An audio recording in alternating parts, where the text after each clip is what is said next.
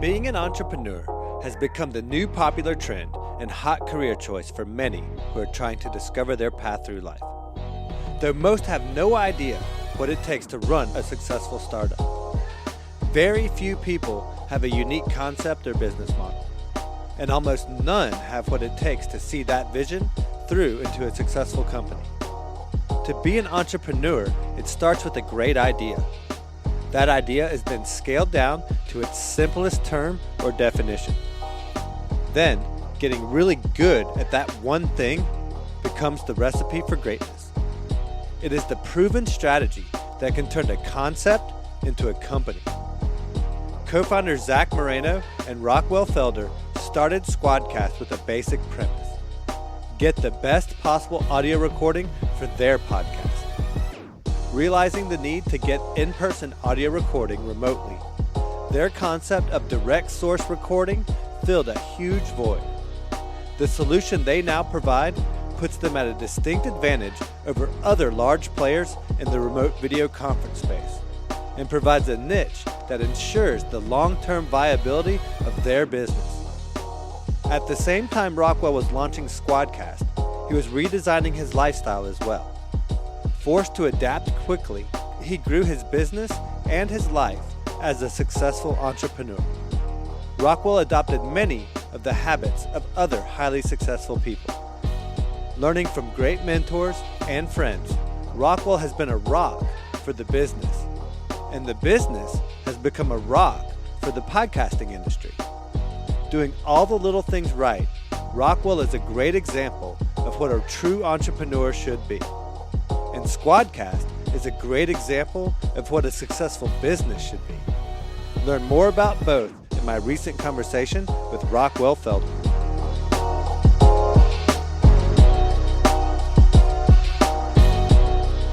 Yeah, man, I appreciate you taking the time to reschedule. That was, it was fortunate that that odd, weird little glitch happened with you in the interview. So it was like really cool to be able to work it out to meet together again. So thanks for taking the time, man. And yeah, no, absolutely. Happy to do it. It was such a good conversation. I had a lot of fun. So it'd be a shame to not put it out there. So happy to come back and give it another shot.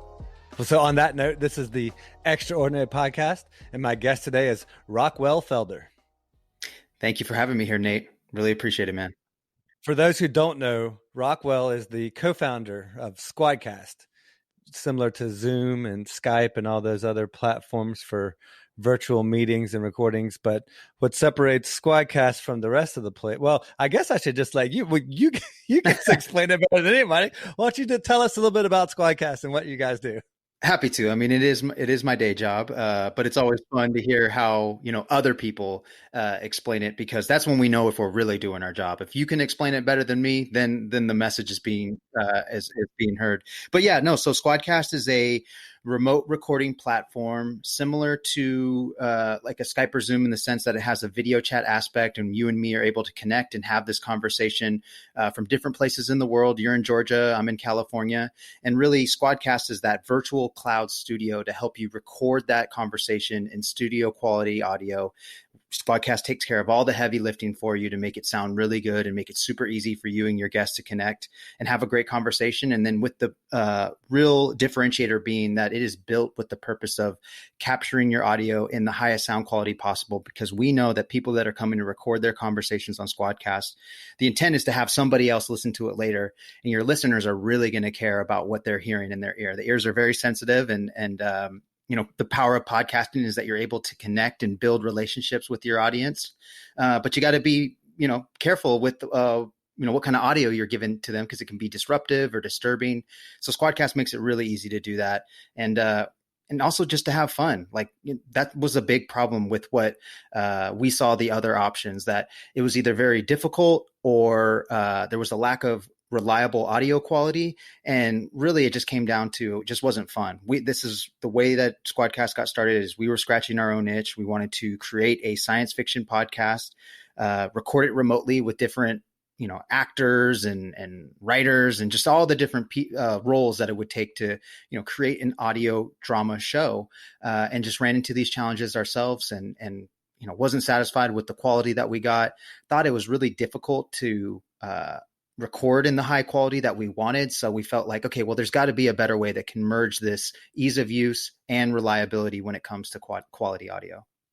Yeah. Well, and it's so funny because you guys actually came into the scene about the same time I did. It took me a while to find you guys, but it was so interesting because that was such a big deal for me, was the audio quality. So like my mission from day one was in-person interviews. I insisted always on in-person interviews because I insisted on having that audio quality, because I just, having dealt with Zoom and Skype and all the traditional platforms, it just, the quality just wasn't there. No matter how much, no matter how good the content was, I could never get engaged with it as much as I wanted to because of the quality of the audio. So, and then of course COVID-19 hits, and about 2 months before that, I find you guys at Podfest, and man, it was just like the perfect merger and the perfect timing, and I couldn't have asked for a better solution. So you guys were like a match made in heaven for me, for sure. Well, I'm really happy to hear that, and we're very grateful that we can continue keeping people connected and keeping their production on schedule. There's certainly advantages and wonderful things about having an interview or a conversation with that person in the same room, but we just didn't think that it's going to be. Not everybody's going to have that ability. Not everybody's going to have access to a regular studio. So Squadcast is that cloud studio, again, that allows you to, connect with anyone from anywhere in the world. And, to be honest, when we did start about 3-4 years ago, like it was interesting what the narrative was around audio quality. It was something that we thought was very important. And our hypothesis was that as podcasting matures and develops and grows, that audio quality would become more of a priority, not just to content creators, but actually to the listeners too. Because at the time when we started, there was actually quite a few popular podcasts that would almost brag about their audio quality not being high quality, for lack of a better way of putting it. It was minimal, and it was almost like they embraced it because the content they were delivering was so money that they could kind of get away with it. And honestly, that's true. Like, the best thing about podcasting is you can do whatever you want. If you want to record some crappy sounding stuff, go for it. If people like it, man, that's awesome. There's so many different podcasts that I run into that I'm still blown away that like someone's doing that. I shouldn't be at this point because I've just seen so many different kinds, like, a podcast that's designed to make people go to sleep, a podcast that some guy used to help people deal with grief, but it's like all to help. It's like a marketing, channel for his mortuary business. And it's like, wow, that's like, a really neat way to use the power of podcasting. But now what we're seeing is quality is being more of the priority, more of the conversation. People care about the quality, not just for the podcaster themselves, but they want their guests to also sound good and not hurt their credibility. Everyone's credibility and what they're saying is can be tied to audio quality. We've actually seen studies by USC and some Australian university that collaborated on it, and they did a really awesome study on it. And, we've been really stoked to hear that, because it's something that we can point to that's tangible and scientifically proven that like this actually does matter. We're not just saying this just to push some product that's not going to make your podcast better. Like, we actually do want to help you sound better. We want to help your guests sound better too. Yeah. Well, and as an end user, I can tell you, I mean, that's definitely king. I wanted to spend a little bit of time talking about how you guys kind of got into this, the story with you and Zack, and kind of how you guys came to be. And I mean, your background is more of like a CPA background. And it's funny, I just got through having a conversation, an interview with another CPA. That's fun. It's in this space now. But would you mind sharing your story about I'm curious about, you kind of had a pivotal moment when you were in that kind of traditional 9 to 5 where you were looking to do something else. And at the same time, Zack was kind of having this vision of getting this company going or whatever. Can you tell me about that time in your life and how those two kind of moments came together? Absolutely. So Zack is my co-founder, and he's the CEO of Squadcast, and really, the one who had the original idea, to be quite honest, for Squadcast. And, we go way back. We went to high school together. We've been, our group of friends has been a good group of friends that, I grew up with from in high school and throughout college. And in college we did go our separate routes. I went the more business, corporate, financial accounting route. He went more the software tech development background, profession rather. And then you're right. Like I was going through that job as a CPA in an accounting firm and doing pretty well and working my way up the corporate ladder and seeing that I was already pretty successful, but then pretty content, I guess, or seeing that the path to partner was probably going to be something that was like a good life. But for whatever reason, I just felt like it wasn't going to be enough. And I really started, because I was so exposed at this job to other executives and other founders, that kind of just rubbed off on me. I'm like, why not me too? Like I've always had aspirations to be on the creative side of building something from the ground up. Just didn't really know how I would do that. My dad and his brothers had a waterbed business back in the 80s that they were all running when they were in their early 20s. So I think hearing those stories kind of was motivating to me to be like, okay, well, this is probably in me somewhere. It's just, when will I get to apply this? And, the accounting and finance background was a good way to, develop some skills and get an understanding and familiarity with business and really use that as a base. But, again, I was just like preparing myself mentally and financially to make something more entrepreneurial, more independent move. And little did I know, Zack was kind of having this similar journey in his own way, and was looking for, a creative outlet. And like I said, was, trying to create a science fiction podcast, ran into this trouble trying to record the shows remotely, talked to me about it. I was a big fan of podcasting as a listener by then. So it wasn't really hard to get behind or get excited about this idea of like empowering people to create podcasts. I mean, I think anyone who's a fan of podcasts has, probably had at some point a conversation with their friends and said, oh, we should probably record this. We should make a podcast out of this. So like, I had always felt that way. So hearing that like our tool could help empower people to do that made sense and clicked to me. It was more so about like, is this really an opportunity? Is there someone out there that, for whatever reason they didn't find when they were originally trying to put this podcast together? And we went to work, did our research, did find some more direct competitors versus like a Skype or Zoom that podcasters were using. But those tools that were very similar in the essence of the value that they're trying to deliver to podcasters, but we just felt like the execution is where they fell short. And that's what we felt our opportunity for Squadcast is, to really build tools to help make podcasters better, make their guests better, make their show better is what I meant to say. And just continue to listen and learn from them. And, it was a little scary at first because, as a listener, I wasn't a creator. So we did feel like outsiders, and we're like, okay, well, how would this community accept us? And that's been one of the most awesome parts about this experience so far is like, we really hit it right on serving a community that's a good fit for us. It's we're a bootstrap independent company. So we're kind of bumbling and stumbling and figuring this stuff out on our own. And that's very similar to the way that the indie podcaster works. And so that's the people that we've been serving. So it's been a good fit for us, and they welcomed us with open arms. And, now I'm behind the mic. Zack and I host our own podcast. And so I get to be, I understand what it's like to be in their shoes a whole lot more. And, I'm just so grateful for it. Yeah, sitting on the other side of the mic and experiencing it firsthand and going through that process of editing and living that life of a podcaster certainly directly applies to how you guys will run your business and how you guys set things up. And you get to experience firsthand the same frustrations and successes that regular podcasters do. There's so many, you just covered so much that I want to get into, but I want to go back to your dad and his brothers at some point, but talking about how you guys were, one of the things that has made you and Squadcast successful are a lot of these habits and characteristics that you developed over time. A lot of these best practices, if you will. Did that start for you when you were still as a CPA? Did you start to seek out some of that knowledge then? Like meditation, jujitsu, all that kind of stuff? Or was it once you were already at Squadcast and you maybe then identified a need to fill some of these areas in your life?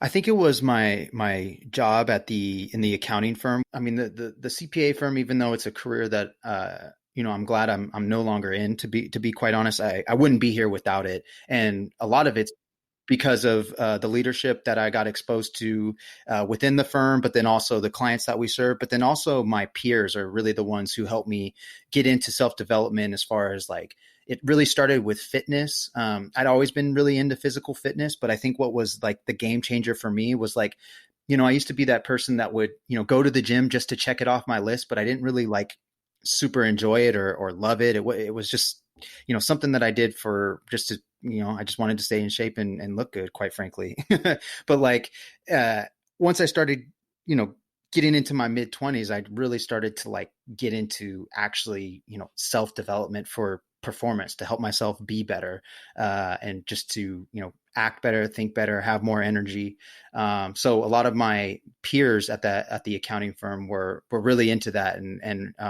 I found out I do really well with peer pressure. If I surround myself with the right people, like, peer pressure can be a good tool. And I'm one of those people that like, I don't have to be number one, but I'm definitely not going to be in last place. So I do not want to be left behind. So if everyone's kind of doing their thing, I was like, okay, well, this is something I'll get into more too. And the game changer for me was like not figuring out like if I'm going to exercise or go to the gym or whatever. It's more so like, okay, I know I'm going to do it. This is what I love to do. It's a matter of like, what am I going to do? And so now my real passion beyond, podcasting and running Squadcast is jujitsu. I feel like it's been the most complete thing for me, where it ticks the box as far as it's a great workout, a great exercise. The discipline and lifestyle change that it's had has been, super beneficial for me too. It's like, I was already kind of done with like the drinking and partying and stuff like that, but like jujitsu really accelerated that, because like I could see in my performance in the dojo of like, okay, what I eat, what I drink matters even more now. And so it's really helped me clean, it's been that extra pressure or whatever I needed to nudge me closer. Almost like a guiding force a little bit. There you go. That's the word I was looking for. Thank you. Yeah. But yeah, it didn't end there, because like, a lot of the people that I look up to, one of the things that they said to develop themselves and to develop their skills was, I just read books. And I go, I can read. Why don't I try that? So that's just novel what I've been doing, concept, right? Yeah. So Imagine that.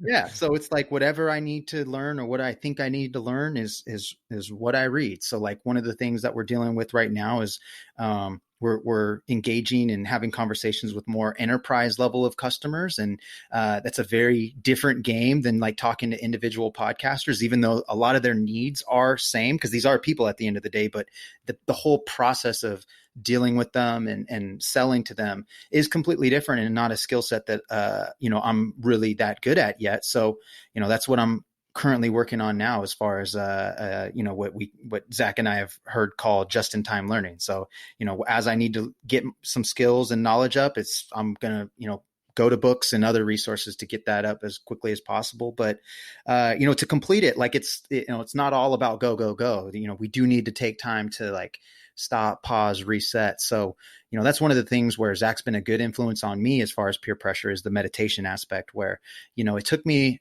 a while to, I had to be patient. And I think most people, that's the issue, that they don't experience the benefits of meditation, is it takes time to really, to get comfortable with it, to get used to it, and then to start to feel the benefits of it, which to me is like just being able to, not have complete control of your thoughts, but kind of be aware of them, and then not let them have power over you so much. So like learning to like let go of things, like, learning so how to manage them, navigate them a little bit better. Exactly.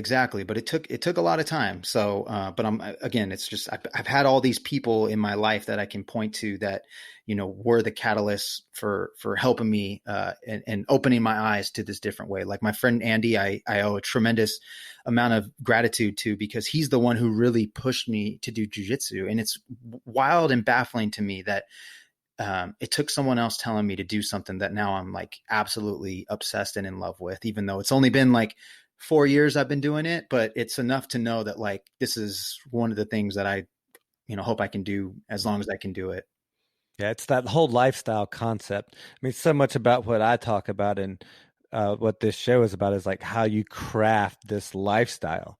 It's not about like fame, fortune, or or even a finish line. It's about like what you want your days to look and feel like, and that's why meditation and jujitsu, all those disciplines, they set a tone for your day, man. They set a tone for your life. That I mean, jujitsu is a lifestyle. Yeah. If it's anything, it is a lifestyle, and all those principles then manifest themselves in other aspects of your life and certainly in business. And it also makes you a badass too. And that's one of the benefits of it too. You just feel like once you have that kind of confidence and knowledge in your skill set and ability, it's that's reassuring as well. And that serves you well in business as well, for sure. There's so many different cool aspects of it. I love that you have checked all these little boxes along the way in your journey, and to do so at an early age, man. It's really cool to be able to be that far ahead of the game.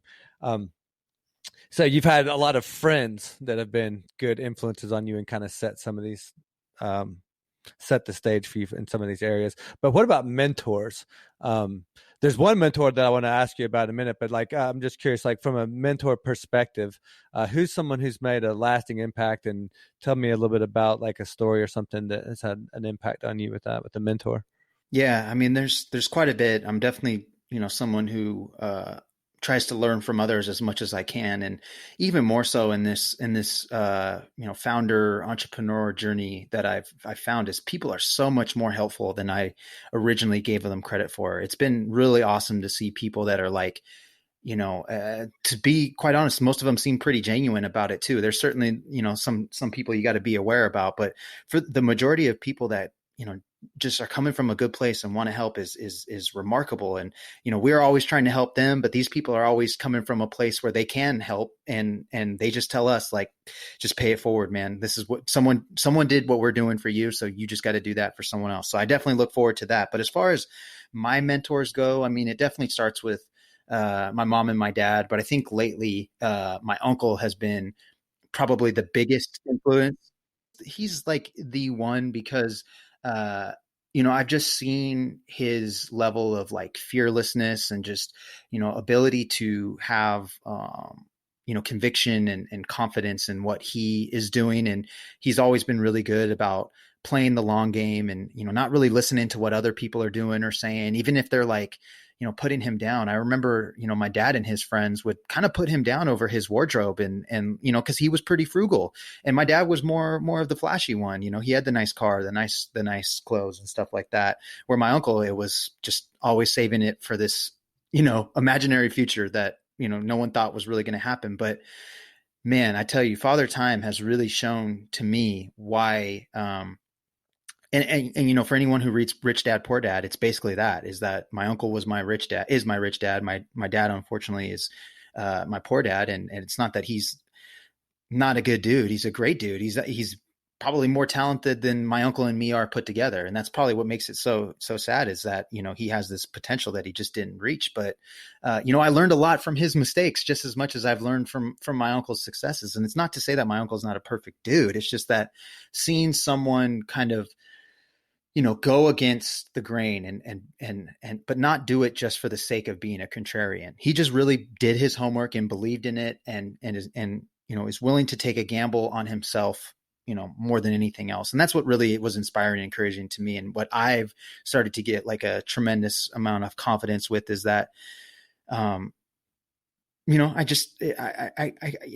can feel like I can figure it out, and nothing, it's not that this is easy, but it's definitely doable. And, everyone that's doing it that I look up to, I'm starting to learn is, just people like me, and maybe they got lucky. Maybe they are super smart.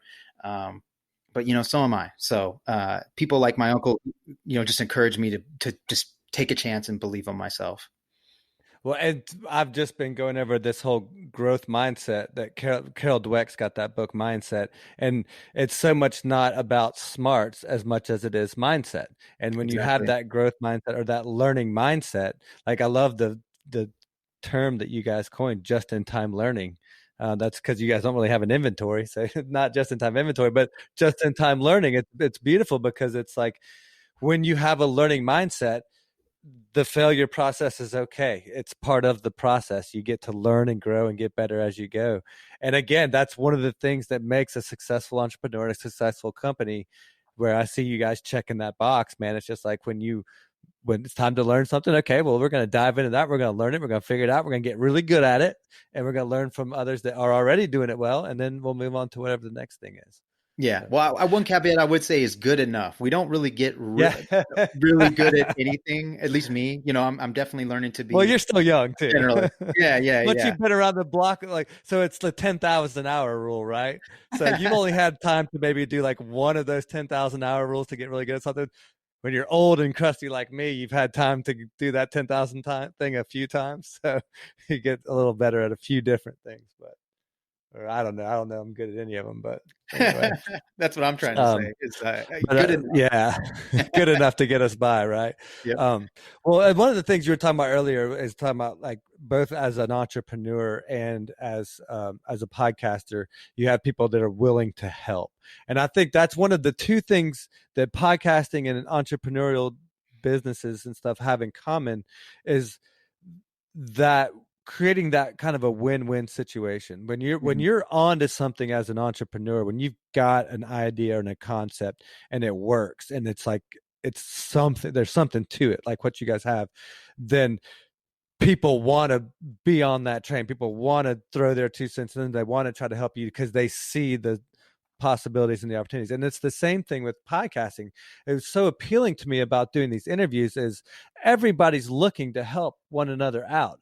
Everybody, like, you go into these groups and these Facebook meeting rooms and whatever, and it's, everybody is so supportive and so like, hey man, I just figured this out. Why don't you, here's something that might help you guys. And you guys being entrepreneurs and in the podcast space, that is like one of the things I think that really sets you apart as a company from all other companies, is that kind of vibe of wanting to help, wanting to create win-win situations. Like, dude, if you're winning, then I'm winning. And if I'm winning, then you're winning. And if we're both winning, then the podcast game is winning. And our whole it's like this whole real synergistic environment that's just, it's very appealing. And you don't really find that in a lot of other places, I feel like.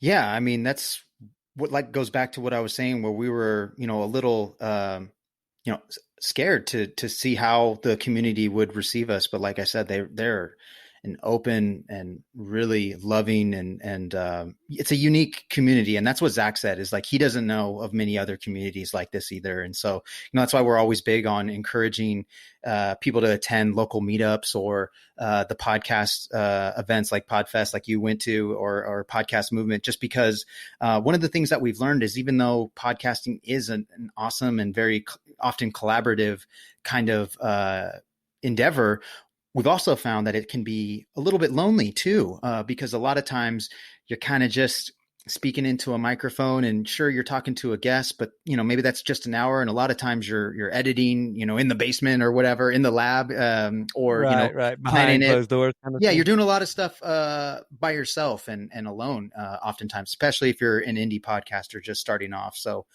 having that community to go out to, I think, that's one of the things that I got to give credit to the leaders in the space. People like Todd Cochran, Rob Greenlee, and Rob Walsh. They work at the different hosting companies like Blueberry and Libsyn, but they seem to be really good at like supporting the community, and they're always representing at the events. And so I think that's something that we just kind of saw other leaders in the space doing, and so we just want to continue that and certainly make it better any way that we can. But it is a really special community. And I think they get that like, they know what it's like to be lonely. And so therefore they know how important it is to like help each other. And I think also we all understand that, like, when you first start off, it can be overwhelming. There's a lot of information out there. There's a lot of people that want to help you, but then there's probably also a lot of people that unfortunately are just trying to sell you something, or, just add confusion when actually, what you need when you're first starting is just clarity. You don't really need a complicated setup. You don't need to spend a lot of time wrestling with equipment or tech. I mean, a microphone is certainly going to make you sound better, so it's worth the investment, as are a few other things like headphones, but like, you don't need to let You that don't even get in the technically way. have to have that. Yeah, you can literally get Exactly. by on nothing. Yeah. Well, Exactly. that's one of the things that's interesting about all of this social media marketing and this new space that we're living is how easy and accessible all of this stuff is now. But podcasting, yeah, like you said, the community in podcasting is something that's really unique in and of itself that I just don't see anywhere else. And I'm really grateful. It's one of the things that kept me drawn once I first got into the space. I didn't realize that that's what it was like when I first got here. But as I've been in the space, as I've gotten involved and gotten to participate, man, it's like, whew, that's a good choice. It Just is. lucked right into this one. Yeah. Yeah. One of the things that we found out was like that I think is so awesome and why I love serving podcasters is because oftentimes the reason what makes them so awesome is not that they podcast, it's what they are podcasting about or what they are bringing to the podcast. You know, they have some kind of expertise or experience or message that that they can communicate in an awesome way through the power of podcasting. And so it just leaves opportunities to meet all these unique and inspiring, wonderful people. It's limitless, literally limitless. It's like it's Exactly. as big as the economy kind of thing. It's as big as you can imagine it to be kind of deal. Yeah. Because everybody can have a space in podcasting. No matter how deep a wormhole you want to go down, there you can create a podcast for it. Yeah. Yeah. And create an audience for it too. There's an audience for it. At the end of the day, that's what's so crazy about it. Yeah. That's what I love about it. You may not have Joe Rogan numbers, and I think most of us should probably, not limit our expectations to, not expect that right out, at least right out the gate. But you're absolutely right. Like you can speak directly to an audience and, they will get your message and love your content more than anybody else. Like podcast listeners they're big time fans, and once they get the bug, they tend to get it pretty hard. So, yeah, don't get discouraged if thinking like, oh, the podcast space is too crowded. It's not. There's like 500 million YouTube videos, and there maybe 1 million, over a million podcasts now, and no one's talking about stopping YouTube videos. So I think Right. Yeah. Well, and a lot of those that started aren't around anymore either. Podcasting, some podcasting exactly. doesn't seem to have Yep. too big of a shelf life. So if you can just stick it out, that's to me like if you can just see the long game, then there's a great opportunity there. So real quick, let's talk about the podcast that you guys do host and what you guys. You're not just Squadcast, but you also do a podcast as well. Tell us a little bit about that. Yeah, so the podcast is called Between Two Mics. Zack and I are the co-hosts, and every episode we interview someone that we feel like is, doing really groundbreaking stuff and continuing to innovate and just push the medium forward, pushing the boundaries of the medium. We have the unique opportunity to engage and interact with podcasters of all kinds. And, there's some people that are like really doing some amazing things. And so our show is to kind of highlight that and really give them the opportunity to, speak directly to podcasters, because that's mostly who our audience is people that are podcasting or looking to start a podcast. And, it's really just to help them, hear from other people in the community to, hopefully help inspire them or give them some best practices. There's a lot of cool things happening where people are just still figuring it out and, finding unique and creative ways to engage with their audience or to, monetize their podcast. That's, goes far beyond ads, which I'm really excited about is, just seeing how the community just helps each other. And, there's all this, especially in the Bay Area, there's a lot of people that are like trying to go the independent route. So I always enjoy hearing those stories of how people are doing it because it's super inspiring. Yeah. So obviously you're consuming quite a bit of content through podcasts. And that's a big way of getting information. But what are some of the other ways that you're absorbing content? Yeah. So, like I said, books are definitely a big one. More so I've switched from reading for pleasure. I realized a lot of the books I was reading were, they have this business, like they're in the business section, but a lot of times it's really more for entertainment. So I've been really trying to, if I'm reading for entertainment, it's for entertainment and not mask it as like, oh, this is making me better at my business. Yeah, right.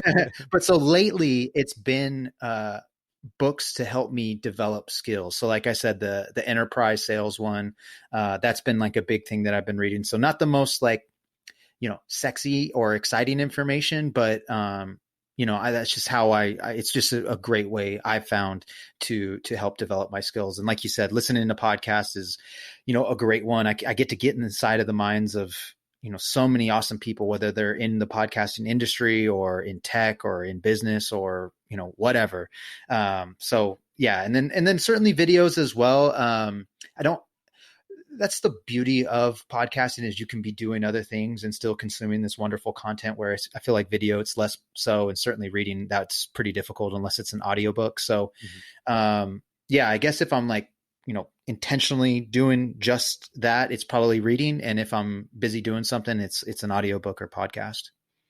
Do you typically do the ebooks? Are you doing hard copies? How do you like to do your reading? It honestly, for me, it's a personal decision. I find that like a lot of these books that I want to go back to or want to like highlight, or books that I just want to always have handy, I want the physical copy. And then if it's more so like what, for entertainment or maybe a lighter reading where it's, there's some good concepts I'm getting there, but nothing that maybe I'm going to refer back to later, I'll do like an audiobook. Yeah, that makes sense. Or like you said, digital copy. Right. So I'm curious, in the realm of business and your business specific with Squadcast specifically, what book do you feel like has had the biggest impact on helping you with that business specifically? Yeah, as nerdy as it may be. No, it should hopefully help your audience out.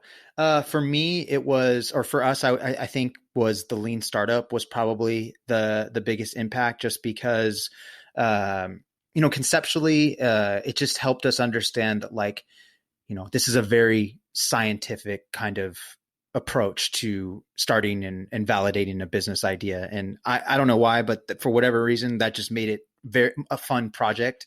As a CPA, that sounds perfect, because you're just checking the boxes, right? Like you're just going through the mechanics, right? That makes perfect sense to me. Exactly. So it's like, you have this hypothesis, and then you kind of test it out in the wild, analyze it, see what you need to change, tweak it, and then just kind of repeat it until it all, comes out right. And, the Lean Startup kind of makes it for validating a business idea. So I think that really helped us, because it set the tone for us to kind of learn and develop and build the business like ourselves. So, a common route for companies in the startup game is to, maybe they have an idea, maybe they have a product, maybe they don't, and pitch it to investors or venture capitalists to, give up some ownership of the company to get a lot of money to really help it accelerate that growth. And, we certainly, talk about it all the time still. And it was definitely something that we were thinking we were going to go. But when we hit the Lean Startup, it was like, okay, well, let's just see how far we can figure this out on our own. We got a lot of stuff that we need to figure out and learn. Like, we were still, outsiders to the podcast community. We didn't know them enough to like really know what we were going to spend that money on, so right. To us, it was just like, okay, let's just do this on our own money and see how far we can get. And, that'll always be there too. Like that's always a possibility. You don't have to jump on just because it's there. Exactly. That's what we felt. And so, we figured, okay, well, when we do, raise money or go that route, the idea was we'd be in a much better position and have more leverage to negotiate, a better terms in the contract, give up less of our company. The real thing that we value is not that we're just like a zealot of being what's called a bootstrap founder and not taking angel or venture capital money. It's more so that like we just really value the independence and want to call the shots, but we're always looking for the right partners to help us scale the business. I mean, you were talking about mentors. So like these people can be mentors. So, we've certainly engaged with conversations with many of those folks. And, for whatever reason, it really didn't work out. We are just recently joined an accelerator for independent SaaS companies like ours. It's called Tiny Seed. So we really joined with them because, even though there is money involved, it's relatively small, but it's really about the connection and the mentorship that we, felt like it makes our company way stronger. Even, the money's nice, and certainly in uncertain times like this, it's nicer to have a little bit more cash buffer, and we can do a little, we can keep the gas pedal on with, riding this wave that we're having right now. But we definitely value mentorships and partnerships with folks that know what they're doing, because that's the benefit of an accelerator. We're finding it firsthand is like, a lot of mistakes we made in the first 2 years, we're kind of skipping over those because these guys are telling us, hey, don't do that, or don't do this. A lot of this enterprise sales stuff. It's nice to have you save some of those. I call them cheat codes. It's basically a cheat code or a hack. Yeah. I love it. I would have bumbled, fumbled, and stumbled a lot of deals with these enterprise people if it wasn't for them kind of helping us out before it really starts to ramp up. That's great. So it's already paying dividends. That's amazing. It appears to be, yeah.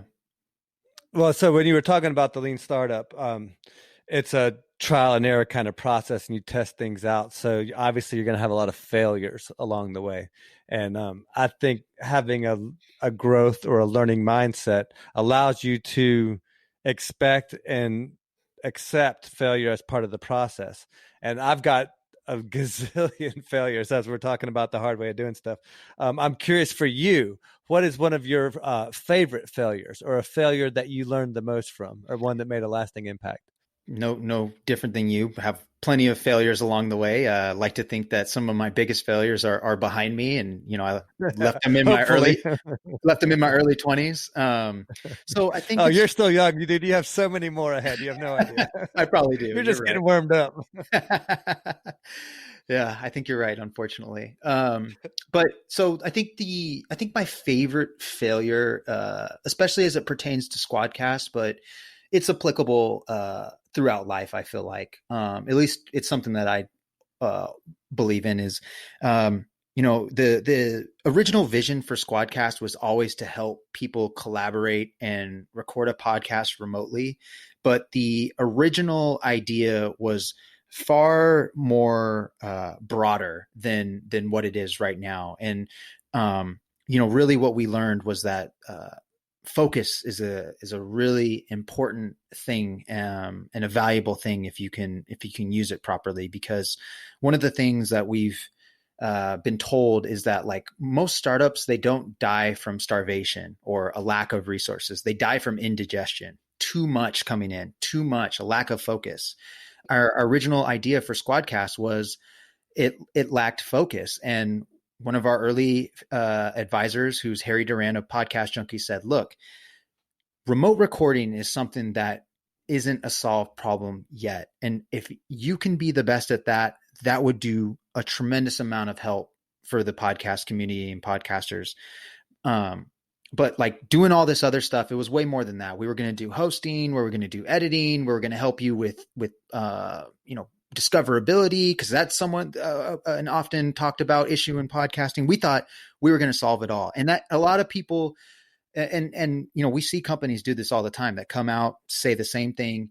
So I don't tell them that they don't know what they're talking about, because it's been done before, and certainly people can do it before. But we really value and appreciate focus, and it really, I think, has been the big differentiator from us, because we've certainly had people try to deliver similar offerings to what Squadcast is, but it's not the same. It really isn't. And it's just because we've been working on doing this one thing and being the best at it for 4 years now. So if we get beat by somebody, it's because either they had a lot more money to throw at it, or they just were that much better. And that's fine. I'll lose to, we're not afraid of competition. That's a good thing, I think. But yeah, that's really something that we value. And I think the best mistake, because it was so early on, was like, get focused. And it's just been a reoccurring theme that, like, I can feel forces trying to pull us away from like focusing. And so that's kind of, what Zach and me are getting really good about, especially being like an independent company. Like, you got to get good at saying no. Resources are way more limited. Everyone's going to want you to sponsor their event, or there's all these good reasons why you should do it, spend money on marketing, or here or there. So, it's just been a weapon or a tool rather to, learn how to say no, stay focused, because it's hard. It's really hard to stay focused, but it is one of the skill sets that personally, I do think I'm a little bit better at. Than it wasn't like a hard skill set for me to develop, because I do think like focus is something that I'm better at, almost to a detriment.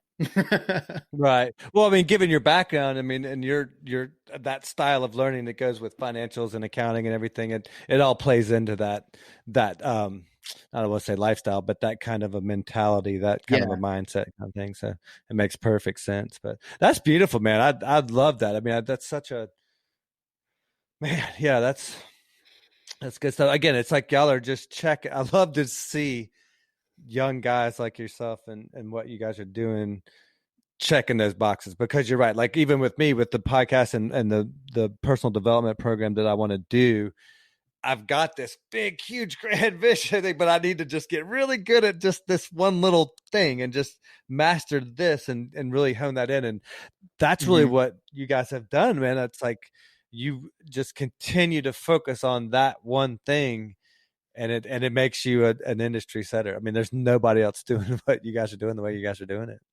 So even if somebody did come into the space and eventually, yes, somebody's going to figure out that this is a gold mine that you guys are sitting on and try to get into this space. But like you said, I mean, as long as unless they've just got a tremendous amount of money to throw at it. And even then, I have a hard time then seeing you successful. Because again, like, creating that win-win, you guys are entrenched with the podcasters. You're one of us. You're right here with us. McDonald's can come show whatever fancy sign they want to show, but like when it's one of us, then you've got that symbiosis kind of thing, that that loyalty. Yeah. That's gonna last. Thank you. As long as the quality's there. Yeah. As long as you guys don't screw it up, right? It just has to work. That's the beauty of this all. It's incredibly simple. It just has to work. It just has to work. As long as it works, we're okay. It's amazingly how trying and difficult it can be to make it work. That making it work isn't nearly as easy as it appears. Amen to that.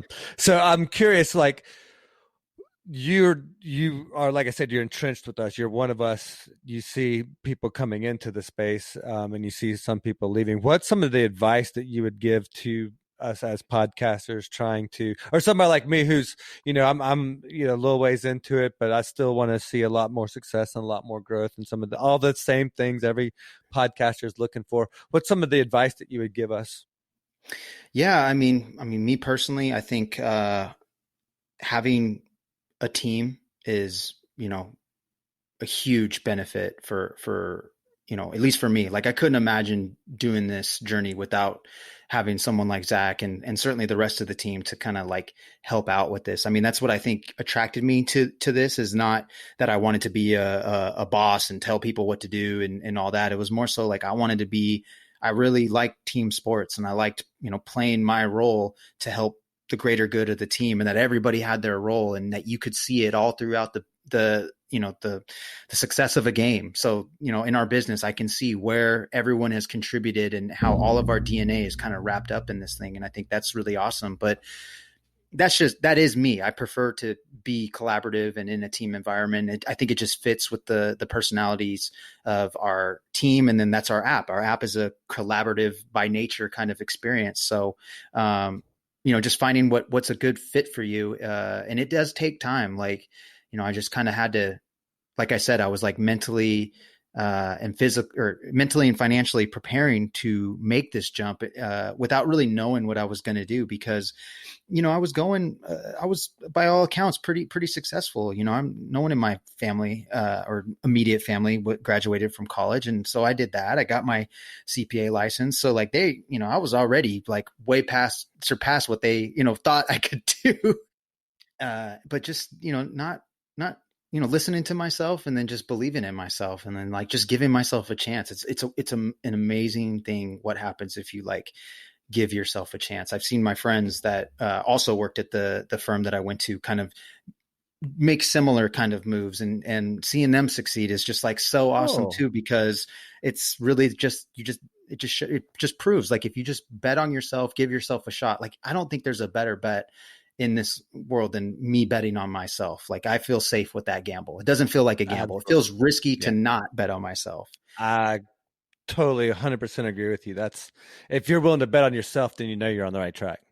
Yes. You know you're doing something right. So that's well, and it's interesting. For whatever reason, CPAs seem to make good entrepreneurs.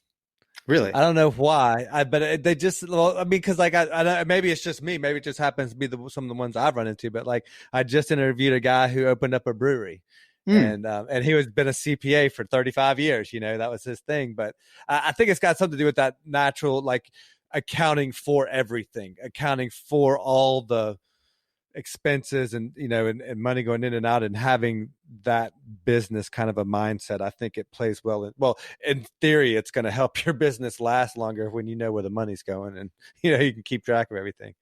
But okay, let's see, got 10 minutes left. Oh no, we're almost out of time, aren't we? Yeah.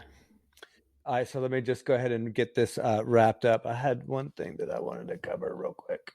Where did it go?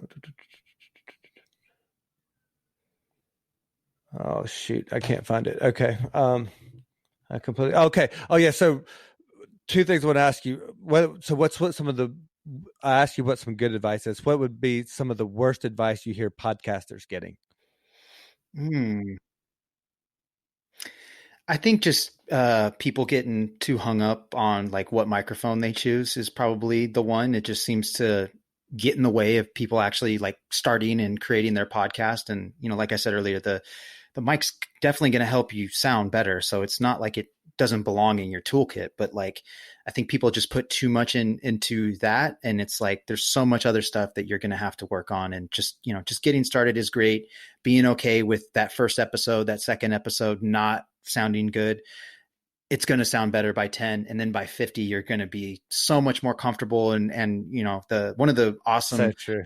Yeah. One of the best things about podcasting I found is it's like helping me be a better speaker and better at articulating my thoughts, better at listening as well. Like, listening is a huge part of it, especially if you're interviewing and like, yeah. So, and then just like,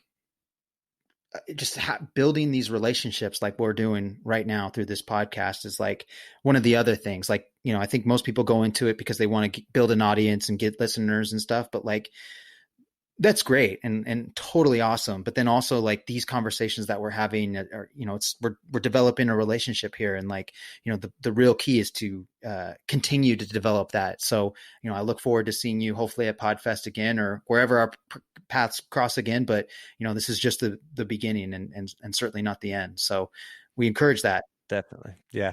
And I know you've got to jump into your next meeting, so I'll go ahead and wrap things up. But yeah, that is a perfect segue into me asking you for a part 2 at some point in the near future, because certainly there's so much more that we could go down, and there's a lot of in-depth stuff that I'd like to cover. We got some of it in on the last interview, but I definitely would like to circle back around to it. But at the end of the day, what really impresses me, not only that you're checking a lot of the boxes of doing a lot of things right, but there's one of key aspects that I noticed when you were doing your interview with Amani, and you've done it again in this interview here, and I've noticed it as a reoccurring theme. It's when you, as an individual, when you're given credit for something, and this is for anybody, but when you're given credit for something or a compliment, the first thing that comes into your mind, the first thing that you say is, well, this is the person who helped achieve that, or this is the person who reached that goal, or is the reason behind that success. And anyone who is slow to accept a compliment, but quick to give accolades where they're due, and when you can do it by name, that was the key. You do it by name. And there's a lot of people say, well, yeah, so-and-so did this, so-and-so, and it's not, and it's just, going through the motions. But when you do it by name and it's legitimate and it's heartfelt, that to me is the sign of somebody who's successful. And that's to me the sign of somebody who's going places and who's just doing it right at the end of the day. And you did that, man. And that was at that point in time when you did that, man, I was like, I know this is somebody that I need to talk to, somebody that I need to know. To see somebody at your age doing these things the way that you're doing and doing it right, man, it's so exciting for me to watch and see, because it took me so long. Like I'm probably close to twice your age and I'm still figuring some of this stuff out, but to see you guys doing it, man, it's a joy to watch. And I hope to be able to be a part of the ride that you guys are on. I hope to continue to be involved with you guys. And like those other guys who want to give advice or whatever, I just want to be a part of it because it's really beautiful what you guys are doing. Well, thank you, man. That means a lot. I'll keep doing it. It's nice to know that, I don't do it intentionally. I just think it feels easier to shine the spotlight on others than myself, because I'm certainly grateful for, all the help that I've gotten to get here. So it's definitely, teamwork makes the dream work. So happy to put the light on others. But I anytime, I'd love to come on again.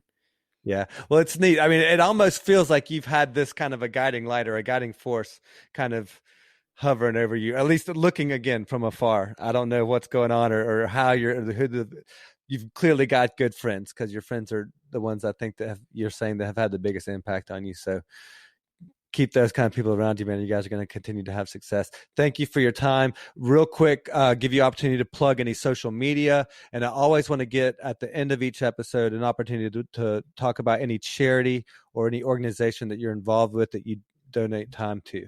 Yeah, absolutely. So head to our website, squadcast.fm, and you can start your free 7-day trial to test the product out as much as you want. We really want you to get comfortable and feeling confident the next time you're recording a podcast remotely. So, and then on the social platforms at Squadcast.fm, we're on all the major ones, and you can connect with us directly there. And as far as nonprofits, a really special nonprofit to my heart here in Oakland is also where I train jujitsu. It's called Guardian Gym. What their mission is to give, kids in Oakland free jujitsu, which is subsidized by the adult membership. So, my fee contributes to allowing those kids to get free jujitsu, boxing, Muay Thai. So it's a wonderful place to be, and that's guardiangym.org. Nice. And what a beautiful gift to give a young person. The gift of jiu-jitsu, the discipline and all that comes along with it, not just the physical, but the lifelong lessons that will teach them are going to serve them well, for sure. That's really cool. Absolutely. Rockwell, appreciate your time, man. I know you got to go. Enjoy the rest of your day and your weekend, and we'll see you here soon. Thank you.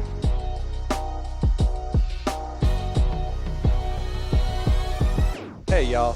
Thanks for listening. So, what'd you think? What did I miss? Was there a topic you wish we had covered?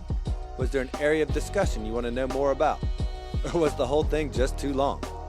Please send us your questions and feedback on social media to @ExtraordinaryPodcast or check out our website, extraordinarypodcast.net. Subscribe there for all the latest episodes, blog posts, and more. And if you're tired of living the same old ordinary life, shoot me an email, nate@extraordinarypodcast.net, and I will send you your own customizable blueprint that will walk you through step by step how to create your own extraordinary life. And if you or someone you know already fits the profile, you can submit a request to be interviewed on the website as well. Finally, if you like what you heard or learned today, please take a moment to like, subscribe, and follow the Extraordinary Podcast on all your favorite platforms like YouTube, Spotify, and iTunes. And if you feel inspired, show your support for the show by donating through Patreon. It is through this financial support that we are able to continue to bring to light ordinary people living extraordinary lives. Thank you for your support, and most of all, just being you. This is Nate G, and we'll see you next week.